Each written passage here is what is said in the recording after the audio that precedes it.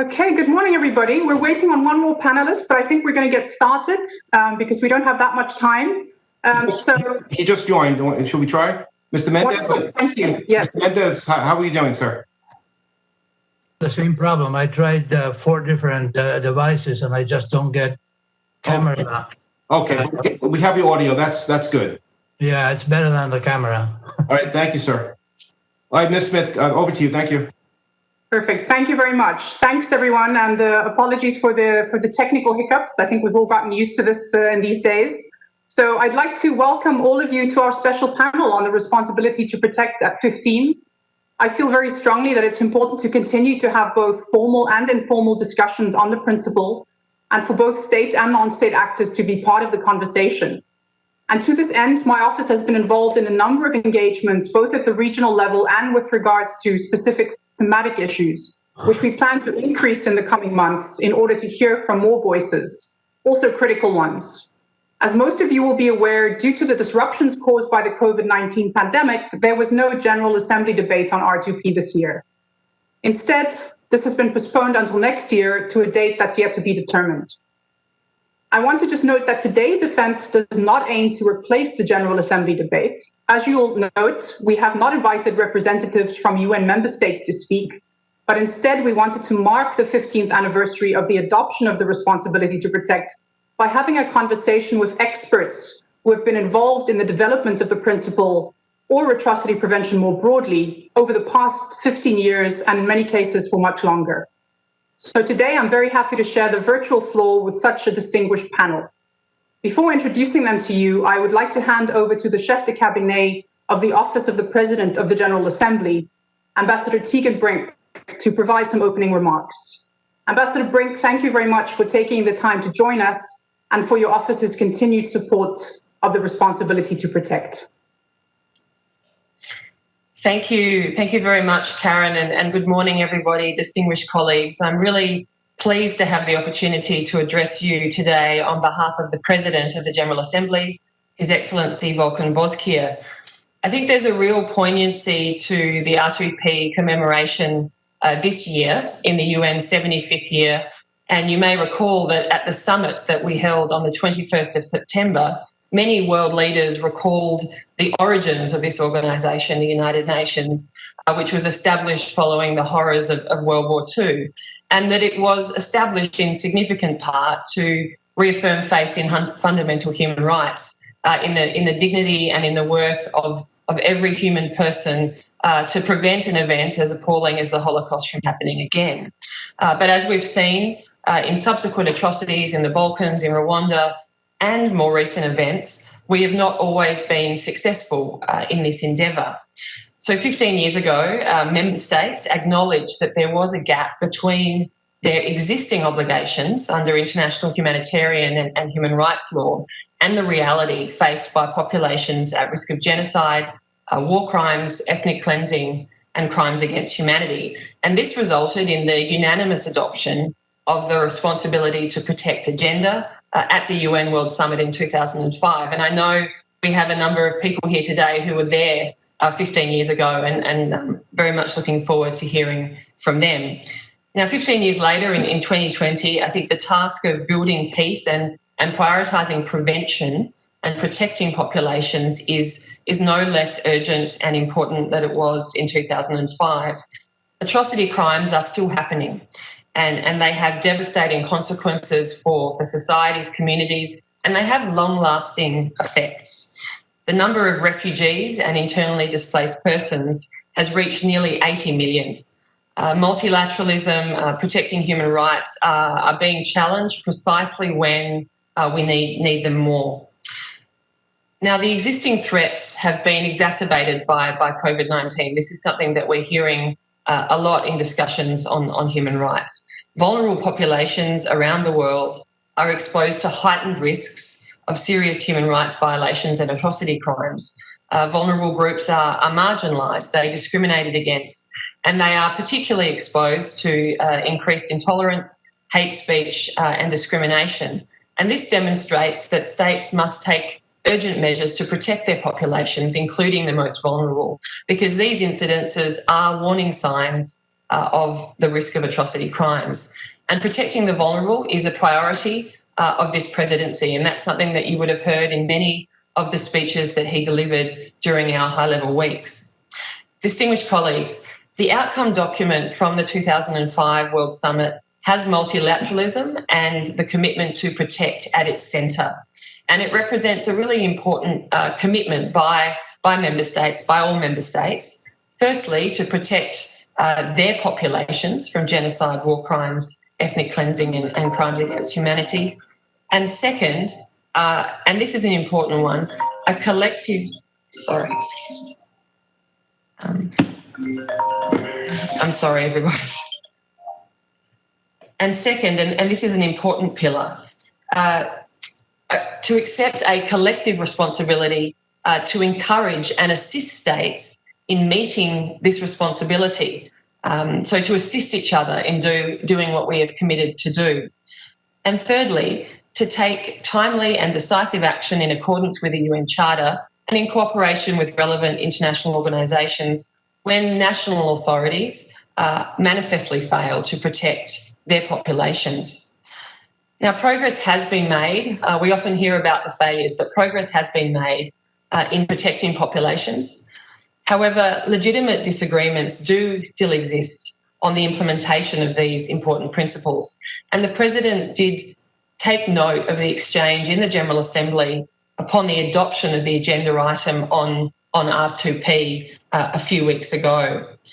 And I think in continuing these discussions on R2P in principle and in R2P in practice, it is worth remembering that what we are talking about here is the commitment to prevent genocide, to prevent war crimes, ethnic cleansing and crimes against humanity, which is something that all member states support and which all member states endorsed 15 years ago when the R2P agenda was adopted. I think the successful implementation of R2P does warrant, I think, a renewed attention by the membership and renewed political commitment. So maybe to conclude, genocide, war crimes, ethnic cleansing and crimes against humanity, these are things that have devastating consequences and long-lasting effects. And it's really important that this ambitious agenda, these principles that we are discussing today, are taken forward. They require trust, they require cohesion among member states and regional and international organisations. And it's really my sincere hope that today's panel discussion can help chart new ideas to help advance us in that direction. I thank you. Thank you very much, Ambassador Brink, for those opening remarks. I would also like to just acknowledge and welcome Ms. Pramila Patten, who's joined us as well. She's the current acting special advisor for the prevention of genocide. And of course, she also is the special representative of the Secretary General on sexual violence and conflict. And she'll be providing the closing remarks. So thank you very much for joining us, everyone. And I'd now like to introduce our panelists. I'm going to do that in alphabetical order. So I'll start with Mr. Donald Dea, who is currently the Chief Executive Officer of the Pan-African Lawyers Union, based in Arusha in Tanzania. He was previously Chief Executive of the East African Law Society, and he has a keen interest in and has researched, spoken and written on a number of topics ranging from continental and regional integration, constitutionalism, democracy and good governance, the just rule of law, and the promotion and protection of human rights and access to justice, and of course on international criminal justice in Africa. And he also serves as the chairperson of the International Coalition for the Responsibility to Protect. So thank you. Welcome, Mr. Dea, for joining us as well. Next, we have Mr. Jan Eliasson, who is well known to everyone, I think, as a former Swedish State Secretary for Foreign Affairs and later Swedish Minister for Foreign Affairs. He was elected President of the United Nations General Assembly for its 60th session in 2005, which of course was the year about, which we're going to talk quite a bit about today as well. And he later also served as Deputy Secretary General of the UN from 2012 to 2016. In his UN work, he's been a mediator in the Iran-Iraq conflict, in the Nagorno-Karabakh conflict, in Darfur, and he's also been active for the UN in, amongst others, Somalia, Mozambique, and the Balkans. He also has a special interest in water issues and was the first chairman of WaterAid Sweden. In March 2017, he was honored by the Swedish government for his distinguished international career and was subsequently appointed as the new chairman of the Stockholm International Peace Research Institute governing board. Unfortunately, Mr. Eliasson has to leave us after the first hour, so we're going to make the best of the time that you have with us to really ask you a number of questions. Thank you again for joining us. Then we have Mr. Juan Mendez, who unfortunately we will not be able to see, but we'll be able to hear him, and I'm sure that will be good enough. He's currently a professor of human rights law in residence at the American University in Washington College of Law, where he's also the faculty director of the Anti-Torture Initiative, which is a project of the college's Center for Human Rights and Humanitarian Law. And I believe a number of his students are joining us today as well, so welcome to you. He was appointed by former UN Secretary General Kofi Annan as his special advisor for the prevention of genocide, a task which he performed from 2004 to 2007. And between 2000 and 2003, he was a member of the Inter-American Commission on Human Rights of the Organization of American States and served as its president in 2002. Subsequently, he was the UN Special Rapporteur on Torture and Other Cruel, Inhuman and Degrading Treatment or Punishment from 2010 to 2016. Welcome, Mr. Mendez, and I'm sorry that we cannot see you. Next, we have Liberata Mulamula. She's currently a visiting scholar and associate director of the Institute for African Studies at the Elliott School of International Affairs at George Washington University, where she's been teaching women and leadership in Africa, as well as the role of multilateral and conference diplomacy in global politics. She's a retired Tanzanian career diplomat with 35 years of experience, having served in various capacities, including as ambassador to the United States of America and Mexico. She also served as the first executive secretary of the International Conference on the Great Lakes region.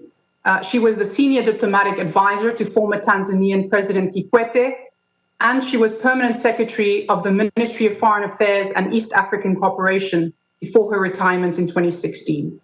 Ambassador Mulamula is also a member of various advisory boards and networks, including the UN Independent Eminent Persons and Secretary General's Advisory Group on Peacebuilding Fund, the African Women Leaders Network Steering Committee, FemWise Africa on Women Mediation and Conflict Resolution, the Great Lakes Region Women, Peace and Security Platform, and she also serves on the steering group of the Global Action Against Mass Atrocity Crimes.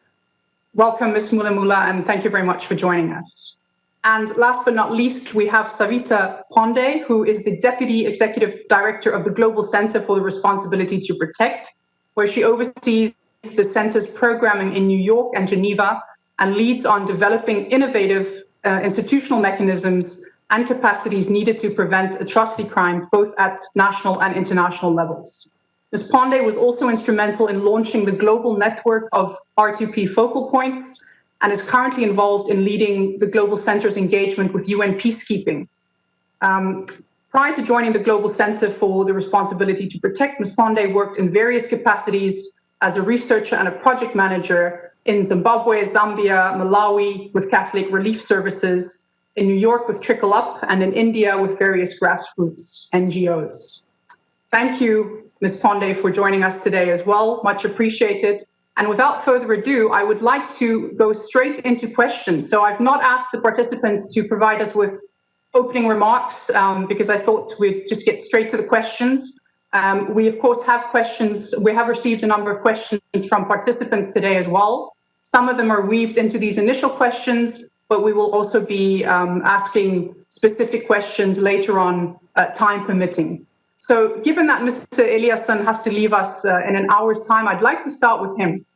So, Mr. Eliasson, as president of the UN General Assembly's 60th session in 2005, you were part of a historical moment when the imperative to protect populations overruled profound divisions among member states, when they unanimously adopted the responsibility to protect. What were some of the challenges faced in 2005 in getting the responsibility to protect included in the World Outcome Summit document? And I'll hand it over to you. Thank you. Thank you, Karen, and thank you for commemorating the R2P together with this eminent panel. It was not the easiest process, I can tell you. We were, of course, very much influenced by having Srebrenica and Rwanda behind us in the mid-90s. And those horrors were, of course, the driving forces behind going ahead with the responsibility to protect. But it was still considered a notion that was bordering to limiting sovereignty by some. So we had a bit of an uphill battle. But I remember very much that we had already established more or less the elements of the preambular text of the summit document. And in that preamble, we had the formula more or less the following: there's no peace without development, but there's no development without peace, and no peace or no development without respect of human rights.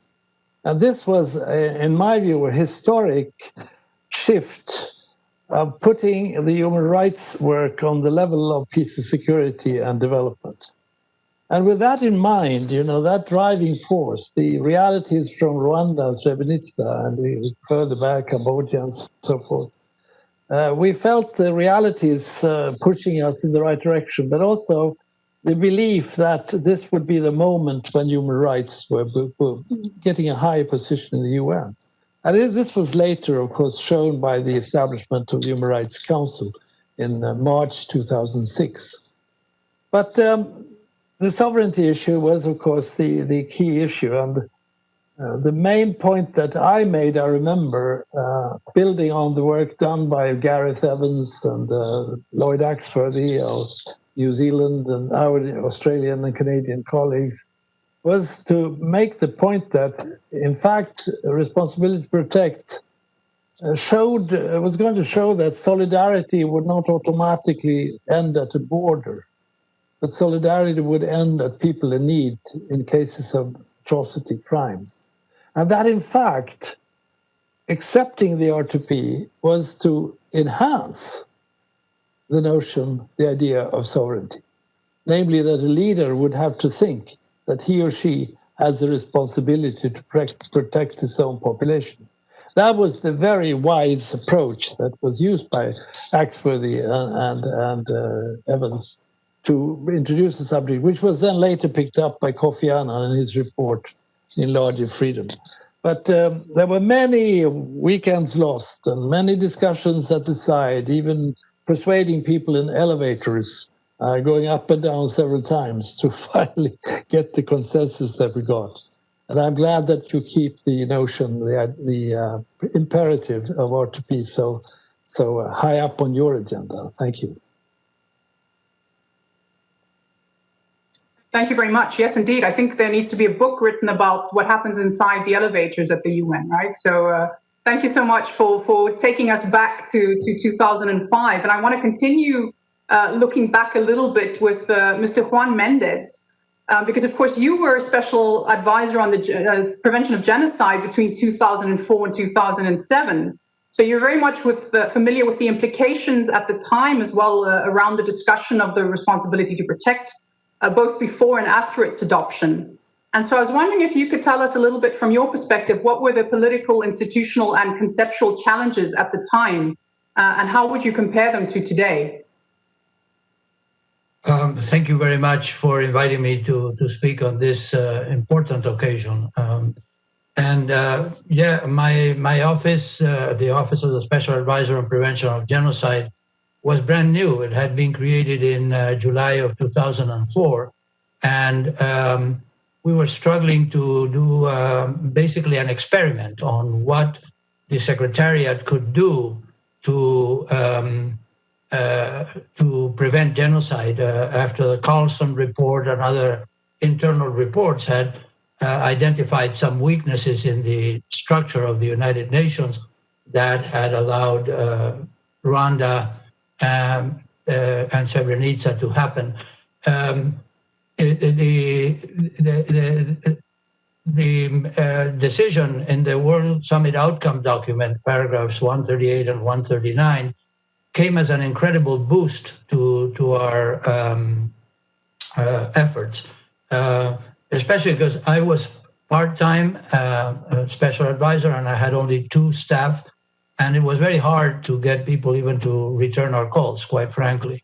The only reason that they did was because Kofi Annan had signaled his very dedicated commitment to prevention of genocide, and that in itself was important. But you can imagine a document approved by a World Summit with more than 100 heads of states and governments present, and one that had a paragraph about the Office of the Special Advisor, paragraph 140, was an incredible measure of support.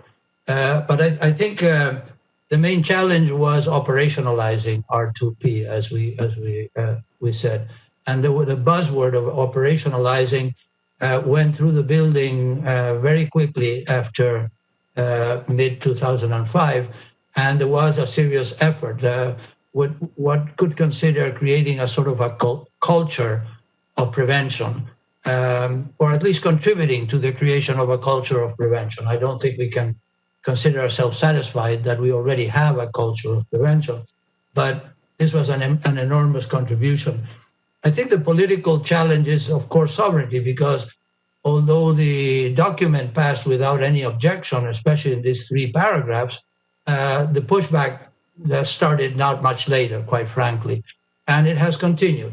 The good thing is that the pushback is still relegated to a percentage of the membership of the United Nations that doesn't grow beyond maybe 20% or even less. And on multiple occasions, the majority of the member states have ratified responsibility to protect and have committed to implementing it. But I think there was less of a conceptual challenge, because no one can really say that we don't have an obligation or a responsibility to protect vulnerable populations from the scourge of these crimes. I think, however, the political challenge that I identified has resulted in a kind of stalling in the progress that responsibility to protect made very quickly initially, but has not, in this 15 years, has not grown much further, despite the efforts of people who have occupied your office and the office of the Special Advisor on Prevention of Genocide, and despite the vision and commitment of people like Kofi Annan. Thank you very much for that answer. And I want to go back briefly to Mr. Eliasson, just again, because we don't have you for that long, and to keep us in that kind of time period, but also move us to today. And maybe you could respond to what Mr. Mendes has just said, and maybe comment on, when we look back at the consensus that was achieved, however difficult it was in 2005, how do you think the debate has shifted over the past 15 years? Are we still struggling with similar questions, or do you think today's challenges of implementing R2P are different? Well, what we have seen since 2005 and 6, particularly the last few years, is a growing mistrust between the major powers, and particularly within the P5. And as long as that continues, and I saw it myself as Deputy Secretary General in the Syria war, we saw it recently when the SG suggested his ceasefire for COVID-related reasons. It took 3 months for action. So you have a situation of deep distrust between major actors in the Security Council.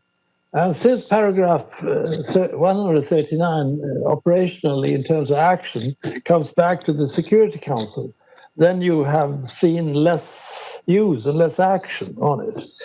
To this should be added, of course, the Libya situation, 2011, where there was an agreement to make a reference to R2P. That was, when it happened, a big victory.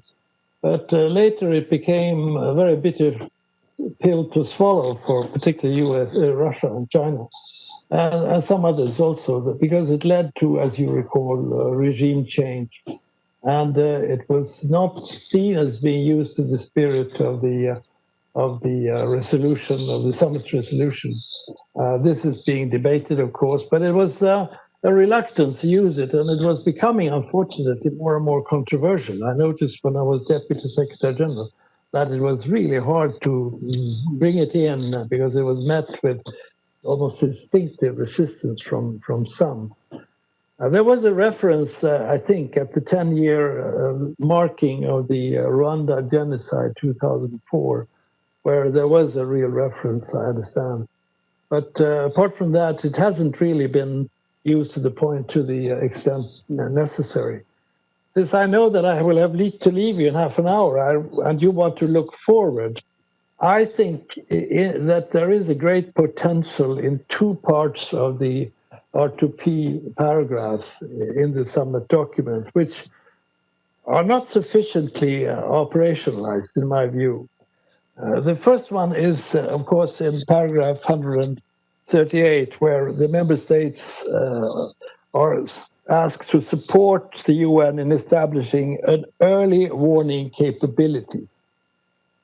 Here we have, I think, a tremendous potential to take action on the R2P decision.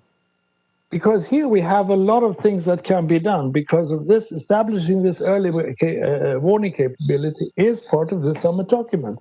And it is not sufficiently noticed. When I was Deputy Secretary General, I tried, with the support of Secretary General Ban Ki-moon, of course, to start an initiative which was called Human Rights Upfront, where we wanted not only to change the culture in direction of more engagement in human rights in the UN, but also we want to have an early warning system, picking up human rights violations early on, and then act on the early stage, and even going to the Security Council with reports.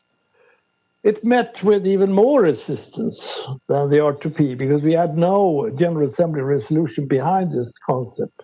But I feel that we should do much more work on that basis of this end of paragraph 138.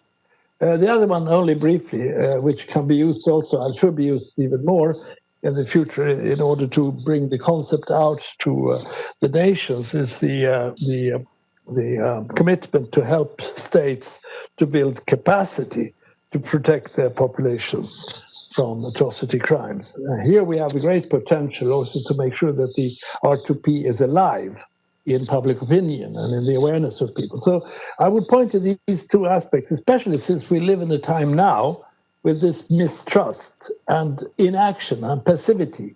We should look at these two elements and, in my view, build more on them. And that shows, in fact, the richness of the R2P, that we could lead to new action in prevention and new action on raising capabilities. Over to you. Thank you very much. Yeah, thank you for already helping us to think, what comes next as well. And I think I'll be asking some of the other participants this at a later stage too, what they think are the essential things that need to be done in terms of the future implementation of R2P. So thanks for that. I also want to, at this point, just say to all the panelists, I'm going to be asking you questions, but of course, feel free if you want to respond to what has been said previously, please do so as well, or to add to what has been said. So I'd now like to turn to Africa. So I'm going to be asking a question which I would like Liberata Mulamula and Donald Daya to respond to, which is, well, I'm going to start with the statement that, I believe very strongly that the conceptual development of the responsibility to protect has multiple origins, including the notion of sovereignty as responsibility, as articulated in the Constitutive Act of the African Union. And so, I feel that despite what we sometimes hear, states in the global south have made really important contributions to the responsibilities to protect both conceptual and operational development. So I would really like to hear your thoughts on this. And if we can start with you, Ms. Mulamula. Sorry, I think you're still muted. There we go. Oh, I'm sorry. Okay, thank you. Yeah, let me first start by what we know most, to thank you, Karen, and your team for organizing this important panel discussion as you celebrate the 15 years. Before the meeting, we were talking of how time flies. because I was there when at the World Summit, when they adopted, of course, among other things, this important principle of responsibility to protect. But I think you have raised a very important question, but also issue, because people tend to forget. Our memory is always short. But at the time of the summit in 2005, the African Union, of course, the African member states, they took, in fact, leadership in ensuring that the final document would have a particular reference to the doctrine. By then, of course, at the level of the African Union, they had adopted this principle of non-indifference, which for them, it was like now it was fitting into the narrative or trajectory of the responsibility to protect. So I know Mr. Eliasson, Johan has mentioned about the role of Kofi Annan. I must say, before I even elaborate on what the African Union did, or the African countries of the South contributed to this important principle, I want to pay tribute to Kofi Annan. We all believe, especially on the part of this on Africa, that Kofi Annan, what we were able to achieve, how we managed to bring these issues at the multilateral level, but also ensure that it was grounded. It was grounded through, of course, already African Union had it in the Constitutive Act, but he also decided that this important principle has to find a way in the sub-regional and regional organizations. I also want to pay tribute to my former foreign minister and now the late Ambassador Augustine Mahiga. He chaired, I think, the working group on finding consensus around this important principle. So let me say that, of course, Donald, being a lawyer and my good colleague, you'll get into the legal aspects of it. But for me, let me say, one of the major commitments that was made at the time of the transition from Organization of African Union to the African Unit was, and which were found way in its AU Constitutive Act, was emphasizing and commitment by the African countries on the need for protection of population, and that it ought to be a collective responsibility, collective undertaking. And for those, of course, all of you, the distinguished panel, and I'm so happy to share this platform. I don't want to take you through the history, but then the African Organization of African Union was known, none other than the principle of non-intervention. In fact, the non-intervention and the principle of sovereignty is what actually determined the work of the African Union, of the Organization of African Union. So having reviewed and found that this was not a good provision to be able just to keep with what was happening during those times, especially after the genocide in Rwanda, then they say this non-intervention principle or provision was not as relevant while respecting sovereignty, but they took it upon them that, and in this, if I quote one of the important article 4, that the union has the right to intervene in a member state pursuant to a decision of the assembly in respect of grave circumstances, namely genocide, the war crimes and crimes against humanity. So this is what, in fact, at the time of the summit, African Union had it already embedded, and the member states already committed to ensuring that they cannot stand by, sit idly while atrocities are committed. So this is one of the issues Karen was saying, this is a background that you need always to bring to forward. Of course, there have been challenges. That's why this we credit the African Union, great countries of Africa to have had this one, but when it comes to implementation, it's something else. But let me say, Karen, I know it's not part of the discussion today, but what the situation we are in with COVID-19, let me say there is the principle of the responsibility to protect has come so handy when you have all the countries committed to save their population from this pandemic. But also the silver lining, and this I said, let's not forget that it has shown that prevention works. That prevention works. All the resources that are being put in, the researches are going in. So we can use the same energy and momentum to be able to meet and implement what Elia and Jason had just said, that they are being, of course, those provisions in the final document have not been implemented. But what we are seeing now, I think we can put it as a challenge to member states that they can be implemented. So let me end here before making a speech. Thank you very much. Thank you very much, Ms. Mulula, for your passionate response. And I see Mr. Eliasson wants to. Did you want to add something to that? Or?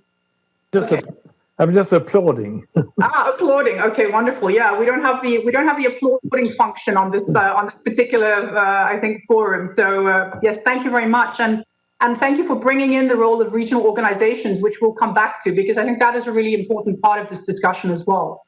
I want to turn to Mr. Deya to ask if you would like to add anything from your perspective on this question of contributions that have been made from the Global South and perhaps Africa in particular to the discussions around the responsibility to protect. Yes, there wouldn't be much to add because I think my elder sister, Ambassador Mula, has really given a lot of the history and how it has played out. I just said that she has highlighted that part of what moved the African Union to be so robust way back in July 2000 with the Constitutive Act of the African Union was the OAU failure to act in Rwanda and Burundi in 1994. But I think they're also motivated by, among other things, because the sub-regional organization in West Africa, ECOWAS, which is the economic community for West African states, was able to intervene, including militarily, in Liberia and Sierra Leone in the 1990s. And I just agree with that it was a watershed change, the Constitutive Act, and its famous Article 4H, which lays out the right of the Union to intervene in a member state pursuant to a decision of the AU Assembly in grave circumstances such as war crimes, genocides, and crimes against humanity. And to just add that apart from at that continental level, in the sub-regional organizations, there's ECOWAS I've just mentioned, there's the East African Community, there's the South African Development Community. They also have similar potential. They have legal instruments, they have policy instruments that allow them to engage especially in prevention, in preventive action in advance. And we've seen some good examples. The AU engaged in Kenya in mediation in 2008 and solved the country, it saved the country. ECOWAS engaged in the Gambia from December 2016 to early 2017. They deployed the principle of recognition to say that they would not recognize the self-declaration of President Yahya Jammeh and the crisis it would bring, and they were determined to make a military intervention if necessary. ICGLR, the International Conference region, which again, Ambassador Mulula has been intimately associated with, has an impressive set of legal instruments, of programs, of actions, and so on, to also try to prevent mass atrocities and so on. So I think there's a range of actions, and we've learned a lot in a lot of these issues of transitional justice from our colleagues from Americas, especially the Inter-American Commission on Human People's Rights and the Inter-American Court on Human Rights, and the role they've played in developing transitional justice in that area of the world. So I think there's a lot there, regional organizations that the world can then benefit from, and not just that comes from the level of the UN. So they can mutually reinforce each other as we develop the norm. Thank you. Thank you very much. And I think thanks also for already touching on some of the positive examples, because I think that's something that we don't hear enough of as well. And I'll be asking Ms. Ponde a question about that a little bit later, because I think the fact of the matter is that when atrocities are prevented, that's not necessarily newsworthy. So we often hear about where R2P has supposedly failed, and we don't hear enough about what the role of ECOWAS and other sub-regional organizations in actually preventing atrocities. So thanks for raising that as well. So to Ms. Ponde, I have a question for you. In your role as Deputy Director of the Global Center for the Responsibility to Protect, You represent a strong voice from the Global South and from the Asian region, who is working on the responsibility to protect and atrocity prevention. And so I want to hear from you, maybe also picking up a little bit on the previous question. What do you think are the biggest challenges in creating ownership and promoting R2P in the Global South and perhaps in the Asian region specifically? Thank you, Karen, and thank you for inviting me to be part of this very eminent panel. I mean, it's really great to hear from Mr. Eliasson and Mr. Mendes, as well as Ambassador Mulla, and it's really inspiring always to hear the stories of R2P origin. But I want to change tacks a little bit here and sort of, going back to your question on Asia. So Asia, like any other region in the world, has supporters as well as detractors of R2P. Bangladesh has done an exemplary job in upholding its responsibility to protect by giving refuge to over 1 million Rohingya people. Asian countries continue to vote positively for the inclusion of R2P in the General Assembly agenda. They have co-sponsored resolutions, and they're part of different networks. But the biggest challenge I feel for R2P is not rhetorical commitment or conceptual consensus. It is about how we are protecting populations currently at risk or experiencing atrocities.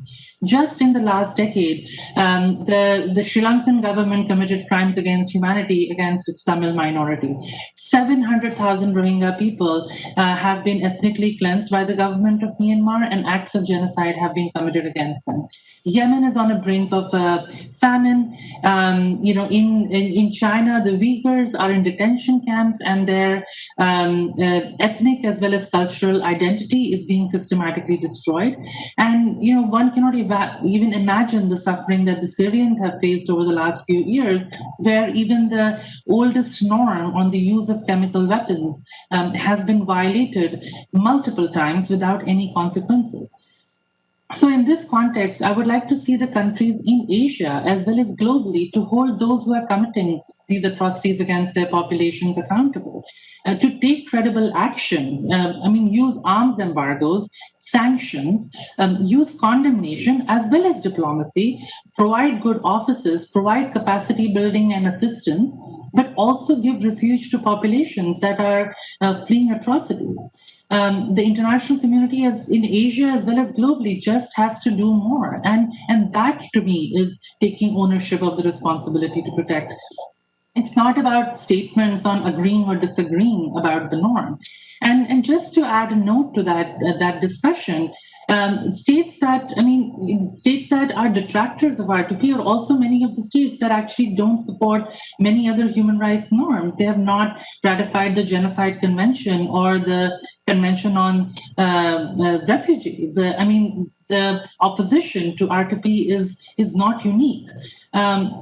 And on a bit of a more positive note, I just want to end by commending the civil society in Asia.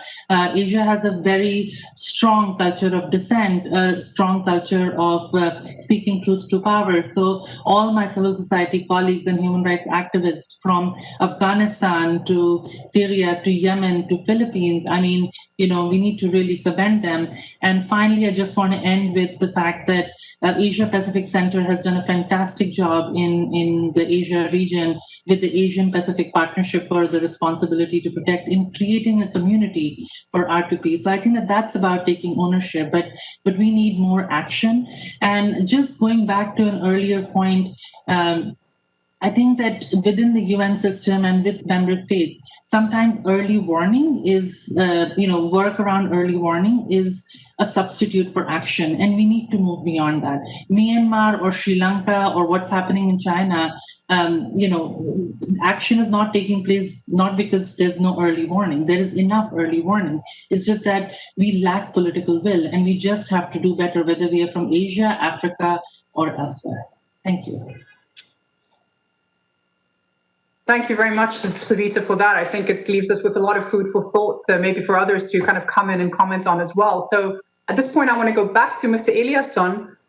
Maybe if there's anything you want to comment on in terms of what you've heard the others say, but I also wanted to come back to something that you mentioned in your very first remarks relating to some of the challenges around adopting the responsibility to protect in 2005, that, there were questions around sovereignty. What do you say today to people who raise this criticism, which, I think all of us here, occasionally as well, that the responsibility to protect undermines sovereignty and it's misused by powerful states from the global north, essentially to interfere in the domestic affairs of others, particularly in the global south? What would be your response to that? First of all, I would, of course, go back to the Universal Declaration of Human Rights and underline the universality of human rights. We must never depart from the fact that these rights are universal. And with the Summit Document 2005, we put human rights almost, on par with the work of peace and security and development. So, and then, of course, I think politically and rhetorically, it was pretty effective when the argument was brought up in the basement of August 2005, long discussions where this very wise approach of making the point that sovereignty is actually enhanced by the responsibility to protect, because it gives the leaders, the states, responsibility in a UN General Assembly document to protect their own population from atrocity crimes. It elevates sovereignty. That was the beautiful contribution made by the Canadian Commission and then Kofi Annan's report. But here to the last point that was made, I understand the sense of impatience and frustration that there are so many situations today where you would like to see the application of the R2P. And there, of course, we couldn't get away from the fact that we would never have had this paragraph, these two paragraphs, without a reference to the Security Council as the body where the operational action were to be taken, the collective action would be taken. I can tell you that I'm a friend of very short sentences in my work. My staff knows that. I myself was part of writing this horribly long sentence. I want to read it out because here you see the pain of getting the situation which you mentioned, for instance, Rohingyas and so forth. You see the pain and you see actually the resistance to going this far and giving it to an independent actor or Human Rights Council or Secretary General. No, the member states were so worried that this would enter their own decision-making and the Security Council mandates. So the sentence is the following: put on your safety belts. In this context, we are prepared to take collective action in a timely and decisive manner through the Security Council, in accordance with the Charter, including Chapter 7, on a case-by-case basis, and in cooperation with relevant regional organizations as appropriate, should peaceful means be inadequate and national authorities are manifestly failing to protect their populations from genocide, war crimes, ethnic cleansing, and crimes against humanity. Here you see a very painful negotiation. And I myself am asking those questions. When can we get in before the next horror comes?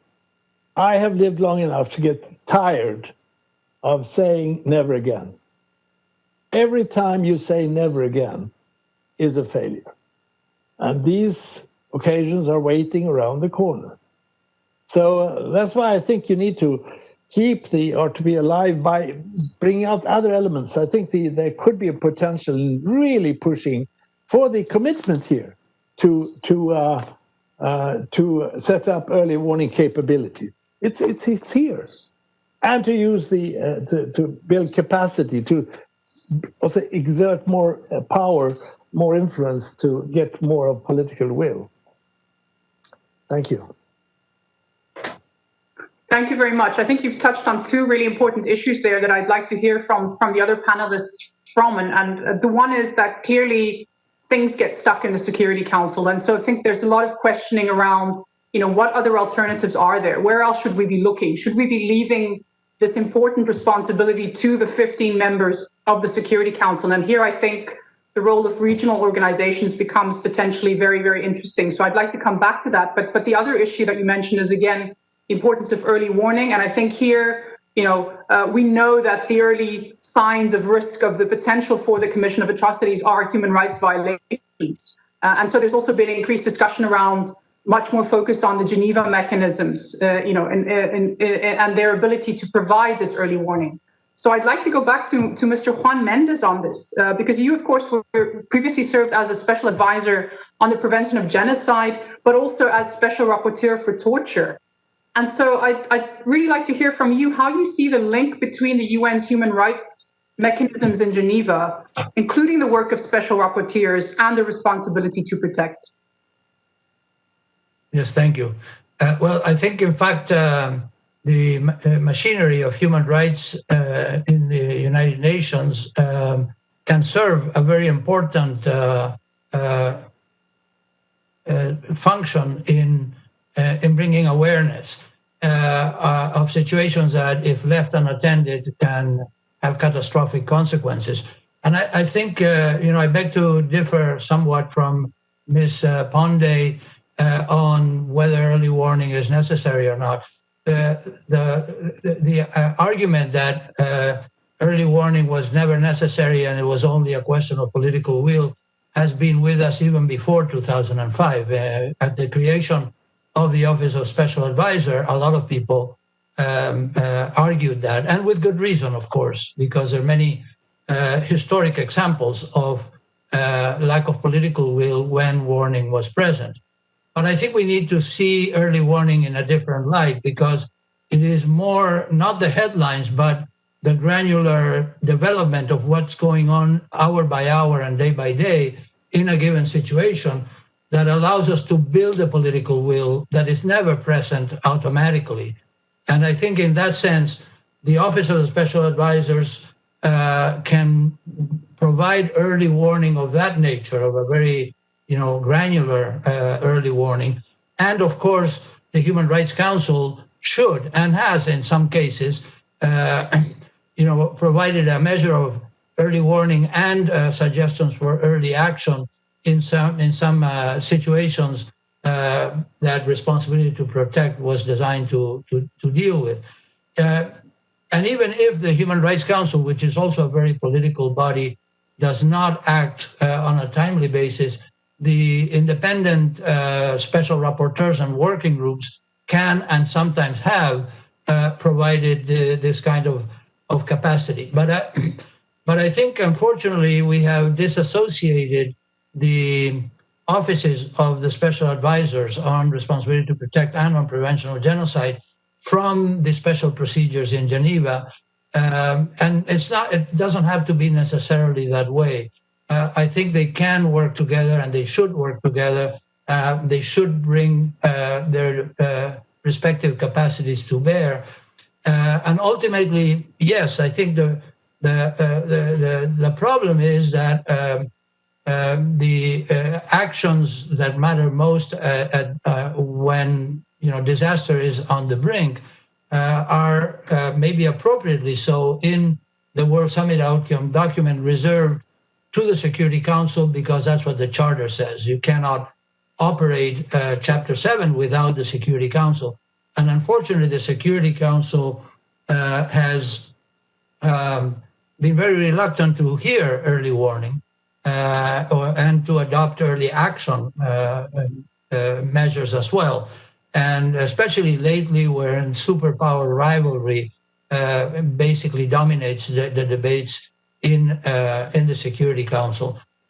For Chapter 7, there's not much that we can do about that.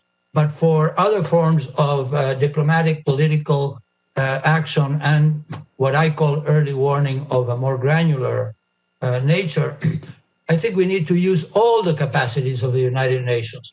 The treaty bodies, like the CERT, for example, has an early warning mechanism. The early warning that OCHA has for natural catastrophes the early warning that the Office of the United Nations High Commissioner for Refugees has had on population movements, but also much more specifically, the joining of forces of the special procedures and the two offices in the Secretariat can come a long way in building the political will that, in my mind, is never present unless we construct it. Thank you very much for that input. I think you're absolutely right. I think much more work needs to be done in terms of thinking about how we really maximize the connection and the collaboration between what is happening in New York and what is happening in Geneva in this regard. So I want to go back to the role of regional organizations, but I know that Mr. Eliasson has to leave us in a few minutes, so I'd like to just hand back over to him to say any last words that he might have. Well, since we talked about the exclusive role on peace and security of the Security Council, I think we should remember who are the parents of R2P. And it is the General Assembly. I think the General Assembly should adopt more of a firm parenthood and accept paternity for this very proud text, this very important text. And as Juan Mendes said, maximum 20% are skeptical or negative.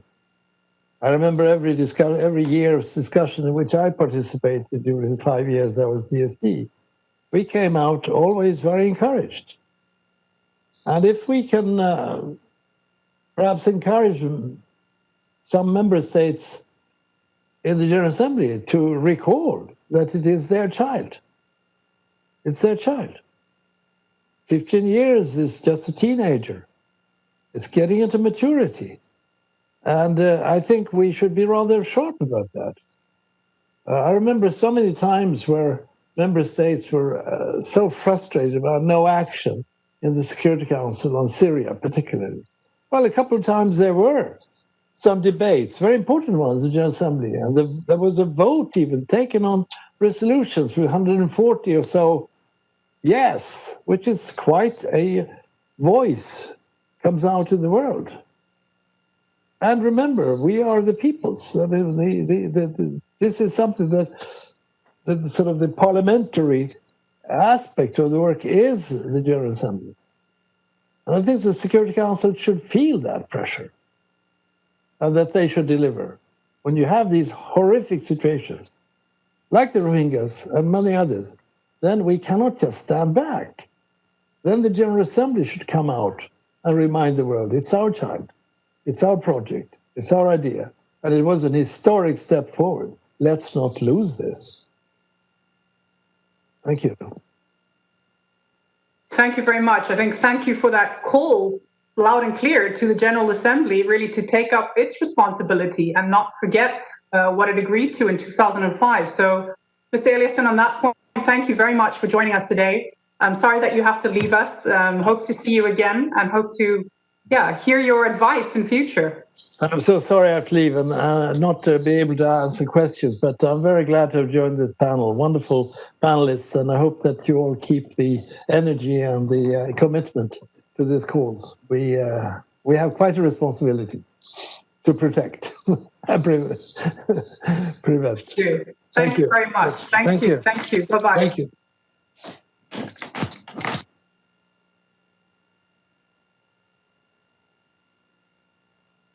Mr. Eliasson's point about the General Assembly, if you would like to, but I'd like to go back to the point that, of course, you served as the first executive secretary of the International Conference on the Great Lakes region, as was mentioned earlier. So I'd really like to hear your thoughts on what you think the role of regional and sub-regional organizations are in the implementation of the responsibility to protect. And maybe as a kind of side note, how you think RTP can contribute to Africa's peace and security architecture. So big question, over to you.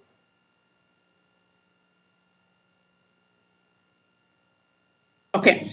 Yeah, thank you very much. I'm happy that we are coming back to the regional, to the regional dimension. One, of course, in terms of the peace and security. Can you hear me? Can you hear me? Okay. Yes, we can hear you. Yeah. Yes. But I wanted to come back to paying tribute to Kofi Annan, the late Kofi Annan. I say he's the one who realized that responsibility to protect, of course, lies with the member states. But then what was going on in our region, the Great Lakes region in this case, it was one after the genocide, it was clear that no country was immune to the consequences and the effects of genocide. But also it became a regional problem. And because it brought to the fore that the realization that each state had a role to play in bringing peace in the region, but also in ensuring that's never again. So Kofi Annan, he took the initiative. He said, we could not stop genocide from New York. We cannot stop it from Addis Ababa. So I said, I'm going to take this initiative, bring the problem to the region, because it's a regional problem, but also this where we should seek solution with the participation, not only of member countries, but also all segments of the society. The civil society. This was also the first time, especially in our region, that you bring in the non-state actors in seeking the solution and, of course, long-lasting peace and stability in the region. As you rightly said, when Kofi Annan brought this initiative, of course, the region took it over. The heads of state met, and at the meeting in Dar es Salaam, this was 2004, when everybody gathered in Dar es Salaam, after so many years of animosity between the countries in the region, this was the first time you had those countries' heads of state meeting around the same table, of course, moderated by Kofi Annan. I remember at that meeting, our former president, who is now the late Benjamin Mkapa, he made a strong statement calling on his colleagues that it is high time, if you allow me, as I said, it is inevitable after the Rwanda genocide and the influx of refugees and all the consequences, that it is inevitable to conclude that the principle of cause of non-intervention in the internal affairs of state can no longer find a codified absolute legitimacy. But he also said we need a regional strategy for durable peace and security, and that the states in the region, listen to this, the states in the region must firmly be placed on notice that the humanity we all share bounds that we should collectively have an interest in human rights, in their promotion, as well as in their protection. So this is what, in fact, found place in the pact which they finally signed in Nairobi. This is the International Conference on the Great Lakes Region Pact on Security, Stability and Development. And in one of the provisions in that pact, which is to do with the responsibility to protect, the member states undertook to find solutions to guarantee protection and assistance to populations affected by political conflicts in the Great Lakes region, and then a warning that any member state that is unable or unwilling to honor its obligation under this pact shall account for its failure before the summit, which will determine the consequences of such a failure. So with that commitment, then they adopted a number of legal instruments, including the Protocol on the Prevention of Genocide, the Protocol on the Prevention, Punishment of Gender-Based Violence, and many other protocols. So at least legally speaking, that's how they committed themselves. So I was given the task after the signing of the pact in Nairobi, December 2005, I was appointed at that summit, said, Liberata, you have to make sure that this commitment that we have entered today is fully implemented. Under your leadership, make sure we give you 6 months to establish the regional framework institution in Bujumbura, Burundi, And we'll come after 6 months to assess where we are to make sure that we meet this commitment. I must say, Karen, it was, of course, a tall order, but then because of involvement of all stakeholders, including the media, you know what happened with Rwanda and the media. Everybody came on board and everybody believed that they have a role and this is to be ours and ours alone. So this, again, the importance of the regional. Of course, there are many challenges. I don't want to get into the challenges. We might need another session. But what made the regional initiative and commitment more effective is because the situation on the ground demanded that if there is any emergency, then I would convene the summit. If there is a problem, I would convene, if it is women. If it is one day, I will convene it, rather than waiting to get authorization from New York or from Addis Ababa. But at the level of the African Union, the contradiction that came out after they adopted the right to intervene was what Mr. Eliasson was saying. Because every time they were asked that you cannot intervene, especially by using Chapter 7, that you need to get the approval of the Security Council. But then, of course, they have been working around it to say, okay, we'll take action and then we inform the Security Council after the act. But you can see how these good provisions, good commitments, but then challenged and caught in this web of having to get the UN Security Council as the sole responsible organ for the independence of international peace and security. But I want to emphasize that the role of the sub-regional organization, regional organization is paramount. It's paramount, although sometimes, of course, they are not used effectively. But for me, I say it's the first entry point to get, if at all seeking even this responsibility to protect. It is provided, but when it comes to implementation, it's another thing. Thank you very much. Thank you so much. I think, yeah, absolutely, for emphasizing the importance of regional ownership. And also, right at the beginning, you mentioned something which I want to come back to, Ms. Bonde, and that's the importance of civil society organizations, that this is not just about states, right? We all have to work together, I think, collectively. I want to go back to Mr. Deya, because, of course, you've also been very involved in developing Africa-specific approaches to human rights and accountability for international crimes. So I'd also like to hear your view about, what do you think is the role of regional mechanisms and organizations, and the role that these organizations have to play in operationalizing specifically R2P. But perhaps I can roll in another question there as well, because we are running short of time.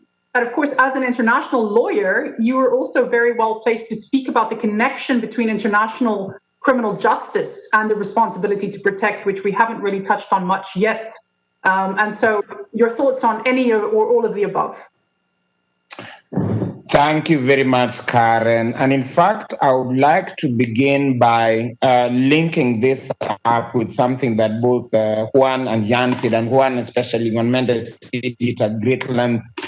This need to create more harmony or more cooperation between New York and Geneva when it comes to R2P, the issues at the heart of R2P. I think that's very important, and we could go on and on about that. But I think it's in the same tandem that you want to see more linkages between New York and Addis Ababa, between the Peace and Security Council of the African Union and the UN Security Council, but also between Geneva and Banjul and Arusha and so on. So the African human rights system and the UN human rights system. And one of the things I can say that I've seen, especially on the special procedures operating out of Geneva, is a more robust, what Juan was calling granular, more robust approach into specific countries in Africa and specific issues going on there and addressing them from very early. So then you have a UN agency, a UN office, a UN institution that has actually addressed issues to do with freedom of expression in country X, or freedoms of assembly and association and so on, the rights of women, children in conflict in country Z, and so on.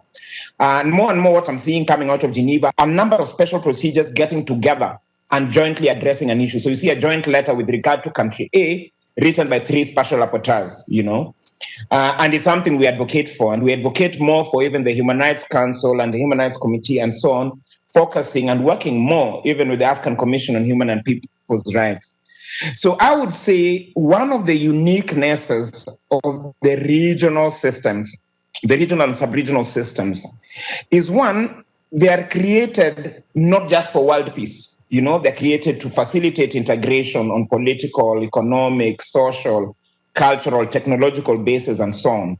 So you find that they've got a greater toolbox to intervene if they so choose. So you can even intervene or make an intervention through your cultural institutions or taking a cultural basis.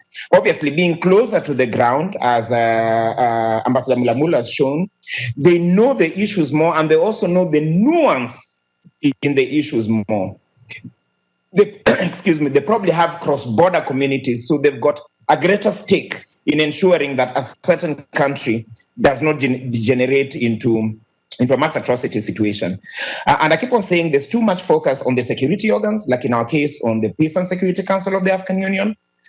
But there are other ways you can trigger interventions, especially prevention. You can use the regional parliaments. So for instance, part of what we tried to use way back in 2016 with regard to Burundi was that we got Burundi and civil society organizations to write a letter, people's petition, to the East African Legislative Assembly, which is our regional legislative body. And then it called a public hearing on the human rights, humanitarian, and political crisis in Burundi at the time. And it triggered some action because the states felt they must act, because citizens from the entire region rallied around a point. So these legislative bodies can make fact-finding missions, they can make solidarity missions, they can actually attempt mediation on their own. So for instance, IALA, the East African Legislative Assembly, has a parliamentary committee on regional affairs and conflict resolution.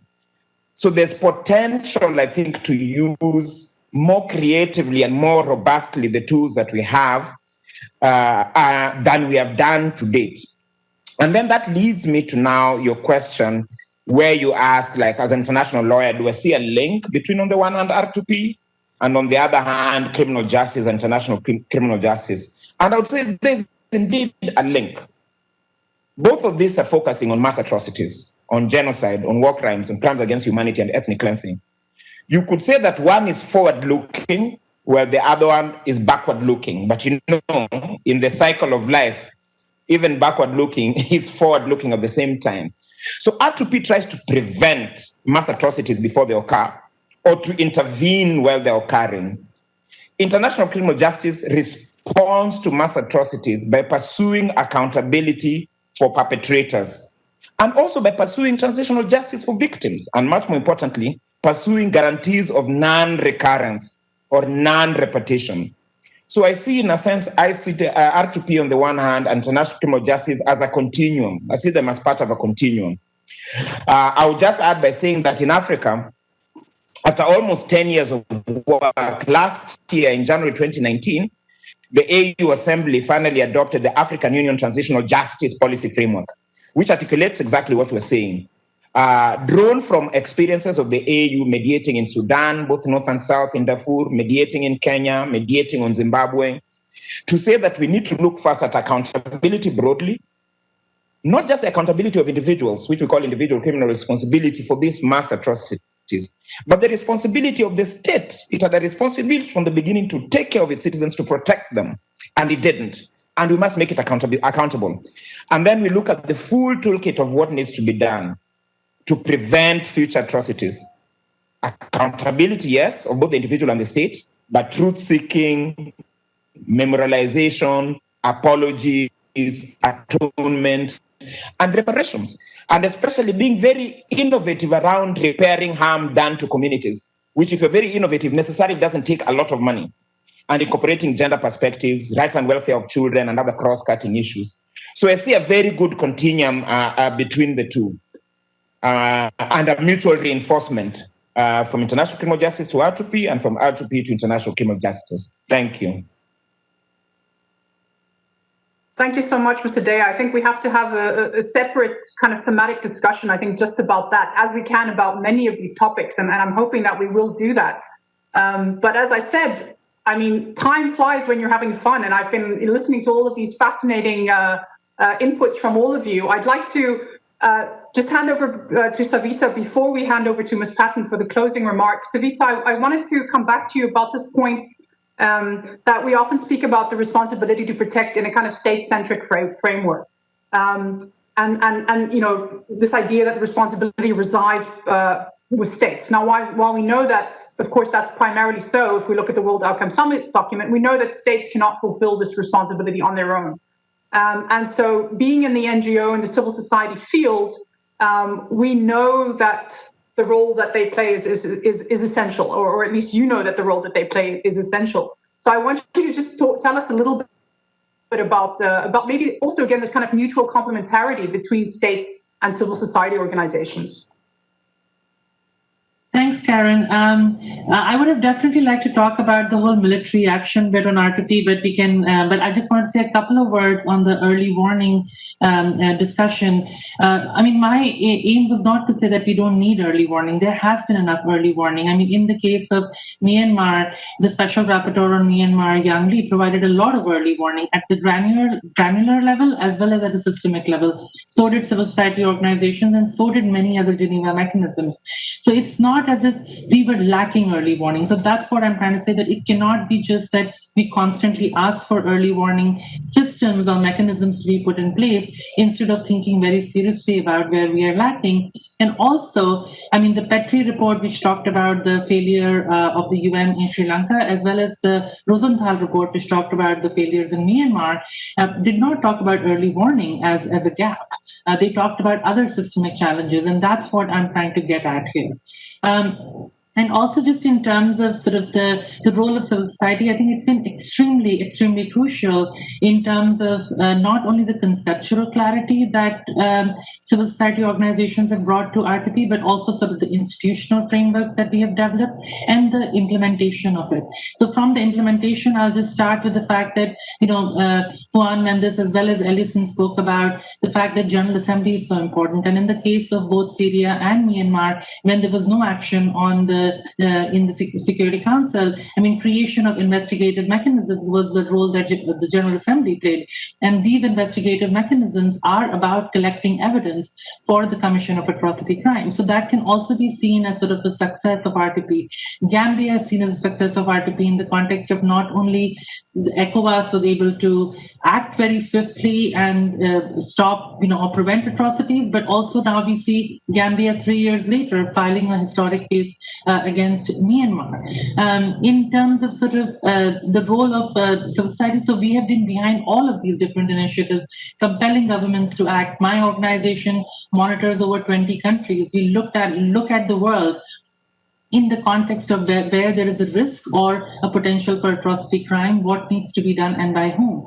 But the broader role of civil society has been sort of dispelling many of the misconceptions from sort of only looking at R2P as a Western concept. So constantly talking about, with the help of African, Asian advocates, to talk about the fact that no country is immune. We have put forth examples of genocides in Europe and developing countries. So talking about it in that context and saying that everybody needs to think about preventive capacities. We have taken the discussion of R2P out of New York and Geneva. My organization runs the global network of R2P Focal Point.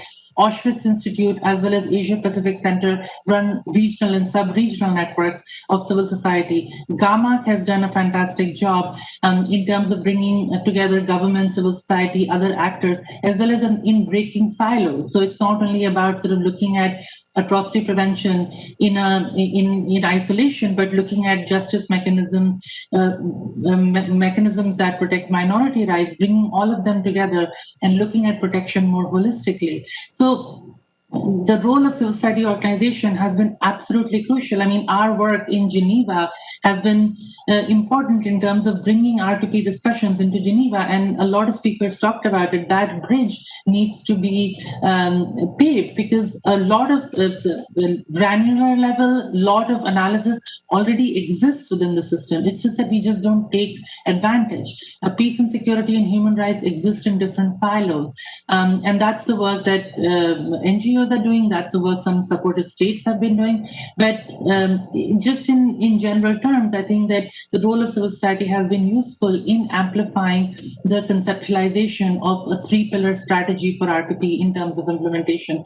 We have said that it's not only about pillar 3, it's about Pillar 1, state responsibility, sovereignty as responsibility, Pillar 2 about assistance. So in all of those things, I think the civil society organizations have contributed a whole lot. And in terms of just sort of the military action bit on R2P, one of the first cases of successes for R2P was Kenya, and Kofi Annan, called it R2P in action. It was about mediation. There was no mention of military intervention. And I'm sorry to bring up Myanmar again, but it's something which is, happening right now. But in the context of Myanmar, I mean, what we didn't need was use of force or boots on the ground. What we wanted were actions by the global community to compel the government of Myanmar to recognize Rohingya as part of their citizenry, to stop their systematic discrimination, which has been going on for years. So there was, again, ample early warning of this, internment camps, hampering of reproduction rights. I mean, you name it, and all of those factors were already existing to finally what led to ethnic cleansing of the Rohingya people from there. So I think that it's not only about military intervention. And my final point is that I would also sort of urge our academic colleagues to look at the complex set of policy options that are needed to stop atrocities. It's not about just one action. We are not in the place of Rwanda or Yugoslavia, where military action as a possibility can save lives. In most cases, from CAR to DRC to Mali, it's a complex set of carrots and sticks that are needed to create mechanisms that can prevent atrocities, to hold states accountable. And finally, my final point would be that in terms of the success for R2P, I mean, I've pointed to the cases of, from Gambia but there's also a consciousness that has been created over the past 15 years. And I feel that watching the UN Security Council for over a decade very closely, in the cases of CAR or Mali, in the initial stages, when the crisis was just developing and, you were seeing these attacks in Christians and Muslims and in CAR and how Mali was exploding, you could see with the UN Security Council, the authorization of the missions in tandem with a lot of diplomatic work which went behind the scenes. And this was in response to preventing atrocities. So R2P has been successful in creating a consciousness around atrocity crimes. Atrocity crimes are exceptional, and most people do not think of them in terms of, within the conflict prevention frameworks and human rights frameworks. But the work of R2P community, including your office and yourself and ours, is to make sure that we integrate this analysis, this thought process within the different policy options that are available to address any situation that is emerging. Thank you very much.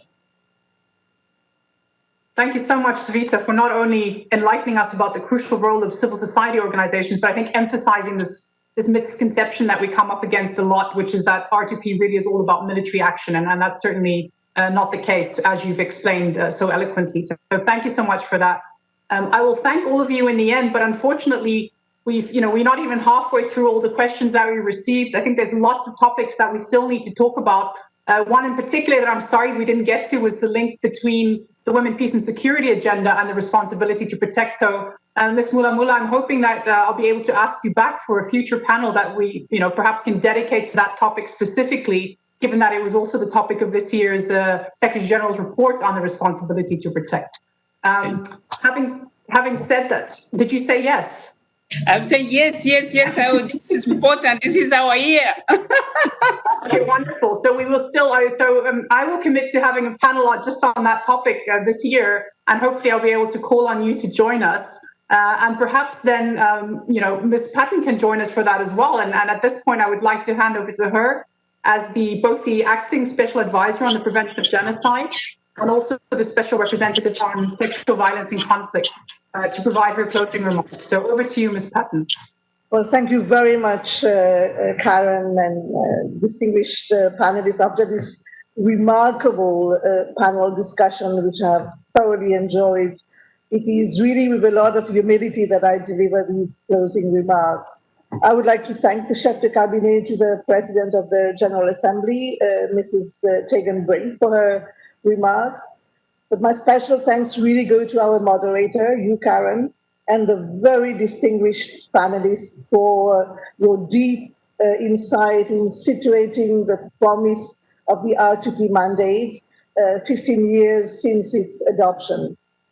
Of course, we celebrate the progress made in advancing the conceptualization and operationalization of the responsibility to protect, more especially the large number of member states that have adopted mechanisms to strengthen resilience to atrocity crimes, those that have appointed national focal points on the responsibility to protect, the numerous regional initiatives to strengthening national to regional prevention efforts, national parliaments, ombudspersons, national human rights institutions, civil society, religious leaders, as well as women's and youth groups who are increasingly owning up to this agenda and who continue to support atrocity prevention and encourage national authorities to fulfill their responsibilities. However, there remains multiple challenges, and the clear message articulated by all of you is that despite progress, there is also a growing gap between the promise and the actual protection of vulnerable populations around the world. And this panel discussion is also timely as we observe an increase in the risk of atrocity crimes due to the unprecedented social, political crisis of the COVID-19 pandemic, and bear witness to further harm upon the world's most vulnerable populations already threatened by atrocity crimes.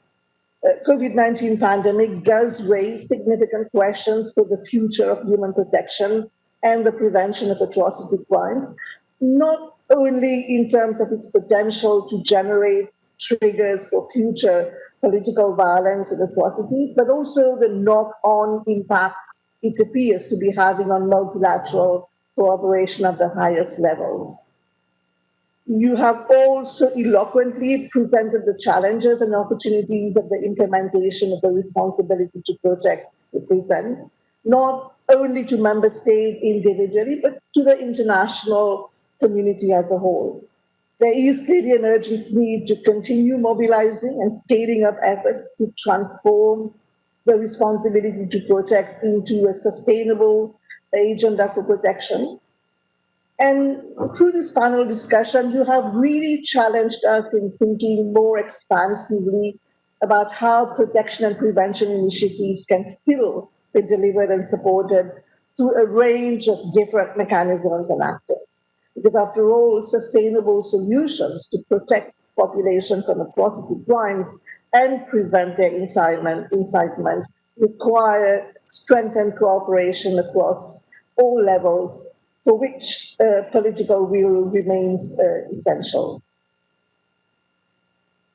During this period of significant economic and political upheaval caused by COVID-19, with challenges of human protection becoming even more imperative, particularly with regard to divided and fragile societies, we are indeed noting greater pressure on other regional forums and actors to work in trying to uphold the responsibility to protect moving forward. And realizing the vision set out by the responsibility to protect means that we must work together in a unified fashion to address the risk and structural deficit that can limit protection of all vulnerable and marginalized population, because this is a truly collective agenda, not only because it belongs to all states without exception, but also because its implementation belongs to many actors within each country. And the same is true for us in international or regional organizations. I'd like to recall the recent video message on the 15th anniversary of the adoption of the responsibility to protect, when the Secretary General reminded us that greater investment in prevention is critical. Building a culture of respect for human rights is equally imperative. And the link is clear. Emphasizing early prevention means ensuring human rights are promoted and protected. The international community understands very well that investing in prevention, strengthening accountability for past crimes, and addressing the risk of atrocity crimes can bring benefits to everyone. And in this regard, I'm very pleased that the 12th report of the Secretary General on the R2P focuses on the gender dimension of atrocity prevention and R2P, and recognizes the complementarity between mechanisms that address gender-based crimes and R2P. Because by preventing and protecting women from sexual and gender-based violence, abduction, and other crimes, the UN and its member states can really take practical action to uphold R2P. Ensuring progress in protecting population from atrocity crimes can be greatly enhanced by making sure that the lessons and best practices are replicated, and each best practice represents a reason for hope. But we need to do more. Member states, regional and sub-regional organizations, the UN and civil society organizations have a unique opportunity to promote the responsibility to protect and work collectively to make protection from atrocity crimes a living reality. Let us take this opportunity to renew our collective commitment to this just and urgent cause. Thank you. Thank you so much, Ms. Platten, for those important closing remarks. And to the audience, Ms. Platten mentioned the Secretary General's recent video message commemorating 15 years of R2P. And those of you who haven't seen it, please go and take a look at our website. There's a special section on R2P at 15, which also addresses some of the continuing challenges, misconceptions. That's at UN/OSAPG. And with this, I'd like to give a final words of thanks to our panelists. I was just absolutely stunned taking notes of all of your input. So I really hope that this is not the end, that, we will speak again. And of course, I'd like to thank our audience as well for joining the conversation. We received a lot of interesting questions, which I think, reflects the continuing interest in the responsibility to protect. Some of them were addressed to myself or my office, and I will respond to those personally. And I would just like to thank all of you for your support, and I really hope that we can continue this important discussion in this forum or another one. Thank you so much.